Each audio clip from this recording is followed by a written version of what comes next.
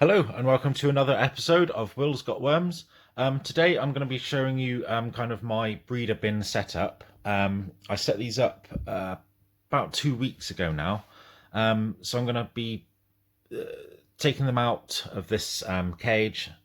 I'll put them on the table and give you a kind of bird's eye view. It's more of a check-in and a bit of a feeding today, and kind of just talking through what my sort of plans are with these bins, and what I'm going to be doing in terms of setting up new bins as well. Yeah, that stuff down there is just cardboard ready to be shredded and stuff. But yeah, anyway, yeah, I'll hook up the camera. I'll get a couple of these bins out and we'll take a look. Cool. So yeah, I've got bins number 1 and 2 laid out in front of me here. So yeah, these are breeder bins. I've never done breeder bins before, but the idea is that you have, a sort of reasonably sized container. These are 32-litre containers. And I've put a mix, the bedding is a mixture of just cocoa core and shredded cardboard. And you add in a small quantity of worms. So the sort of general idea that sort of floats around the internet and in books and stuff is £1/4 pound.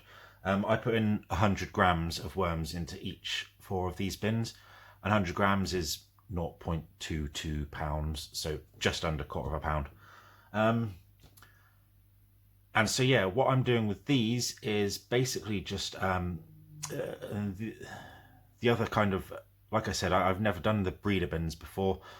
The idea is that you only really top feed the bins, so using like things like worm chow, which I'll talk about in a minute.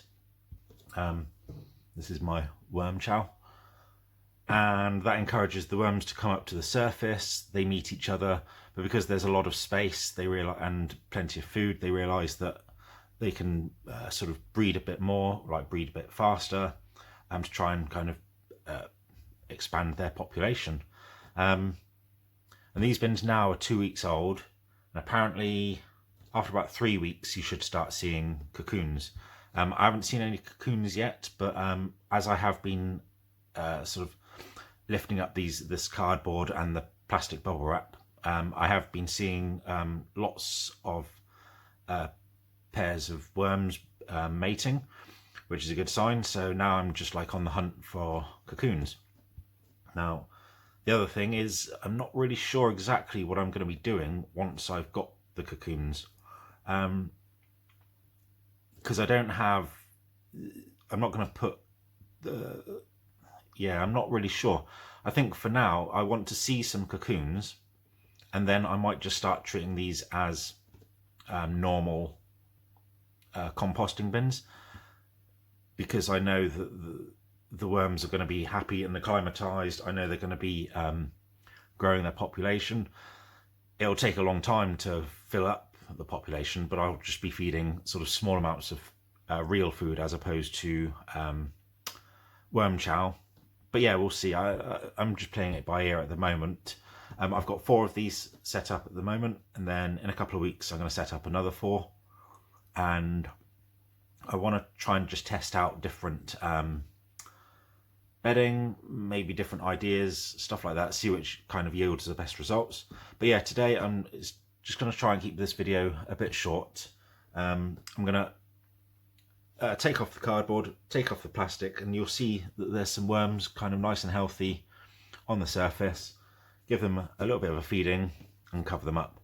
And this whole process takes like just a few minutes, because I'm not disturbing their bedding, because the whole idea is to encourage the mating, so you don't want to be disturbing the bedding too much. Anyway, yeah, I'm gonna take off this cardboard, pop that over there, oops,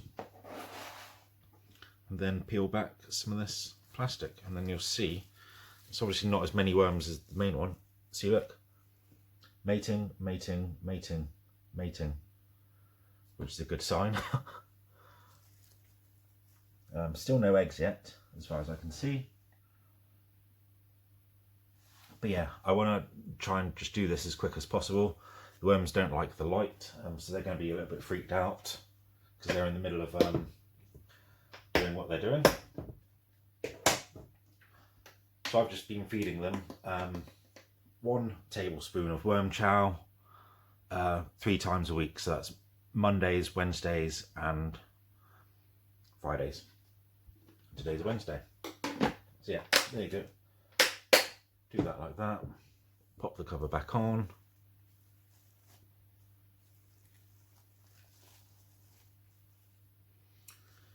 And pop that back on. So yeah, this is like a really fast process. But yeah, like I said, once I start seeing some actual cocoons, that's when I'll make a sort of decision about what I'm going to do next with them. So we'll do the same on this one.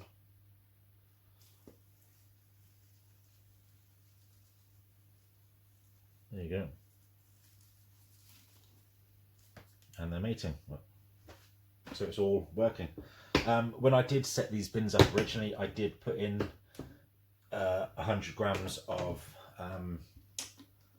lettuce in these as like a bit of real food, just in case. But I haven't fed them any more real food since then.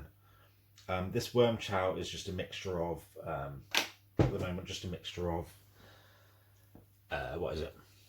Some plain white flour, and what else? Plain white flour. I had some bird seed as well, which I ground down, and some oats as well. So yeah, those are the first 2 ones. I'll go and get bins number 3 and 4. 1 second.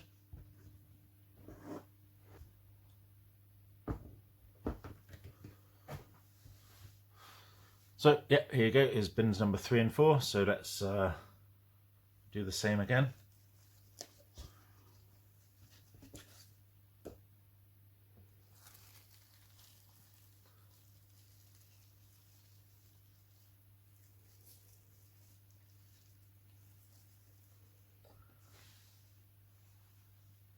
Still no cocoons, a little bit of leftover food. I was trying an idea where basically bins number 3 and 4 I'd feed like a little bit of extra worm chow. There you go, mating and mating. So it's all kind of doing as I'd hoped. But now I'm just going to keep them all on exactly the same feeding. The 3 times a week with just 1 tablespoon of this stuff. And it goes pretty quickly. Yeah, that's that one.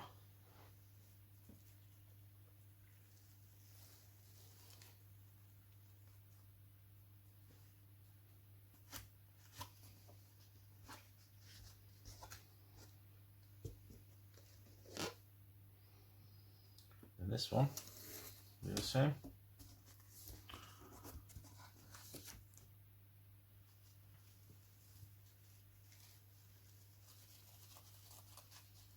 And mating. So at least they are doing what I was wanting them to do.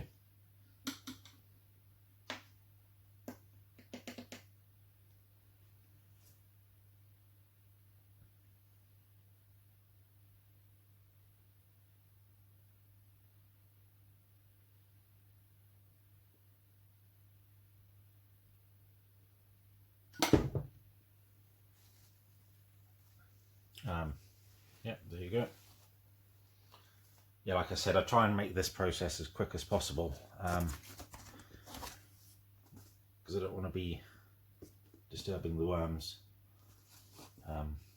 whilst they're doing their thing. But yeah, what was I saying? With the worm chow, it's just a equal parts blended up flour, birdseed and oats. That's it. I had some oats that I never got around to eating. Blended it all up into a nice fine powder, and they just go through this stuff really quickly. Yeah, and it just makes the feeding really, really fast. But obviously, if you're going to be sort of doing the worm farming for the worm castings, you're not going to get many castings by feeding them this stuff. This stuff is good for the breeder bin kind of idea, and increasing the population of worms, and also just increasing the size of the worms as well. This makes them quite fat. And yeah, that's about it for this video. Like I said, I'm not really sure what my long-term plans are for these, but I think that it'll be quite interesting.